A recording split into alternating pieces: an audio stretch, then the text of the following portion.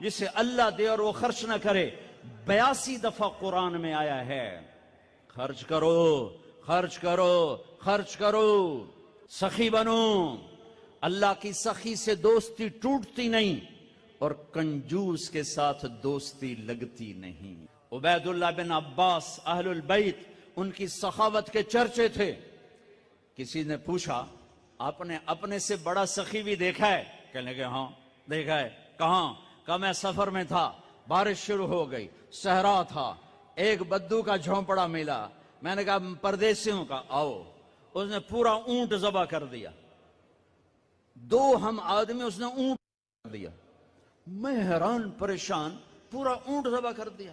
ہمیں کھلایا، بارش چل رہی، اگلے دن دوسرا ذبح کر دیا. اور میں کہ حالی تک کل اللہ اتنا گوشت پہ آئے تے اے کیوں کیتی جانا ہے؟ میں پرانے نو کدی بیا گوشت نہیں کھوایا تازہ. میں نے مہمانوں کو کبھی بس نہیں کھلایا. تیسرا دن آیا، بارش تھی، تیسرا اونٹ ذبح کر دیا. کہ میں 7 دن بارش ہوتی رہی، میں وہاں پھنسا رہا، روزانہ نیا اونٹ ذبح کر کے مجھے کھلاتا رہا. انہیں کتنا کھاونا ہے؟ 1 سیر 2 سیر. کہ بس یہ ہم سکھا لیں گے.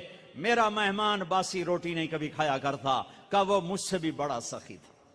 حاتم تائی سے کسی نے پوچھا اپنے سے بڑا سخی دیکھا؟ کہاں دیکھا ہے؟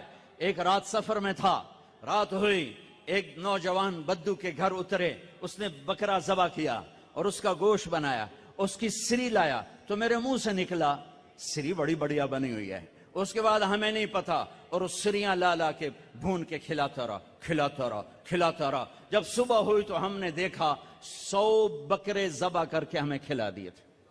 کل کائنات اس کی 100 بکرے تھے. میں کہا ایک ہی کی تھی. پرانے دا شوق تو پورا کرنا ہے نا. تو کہنے لگے حاتم تائی، میں نے کہا اس کو 100 اونٹ انعام دے دیے جائیں. حاتم تائی کے پاس 100 اونٹ دینا کوئی بڑی گل نہیں، لیکن ایک غریب آدمی کا 100 بکرے ذبح کر دینا، ساری کائنات ذبح کر دی اس نے. اور ابھی تو اسلام بھی نہیں آیا تھا اور یہ سخاوت تھی. ارے تم تو مسلمان ہو پھر بخیل ہو، رب العالمین کہتے ہو پھر پیسہ نہیں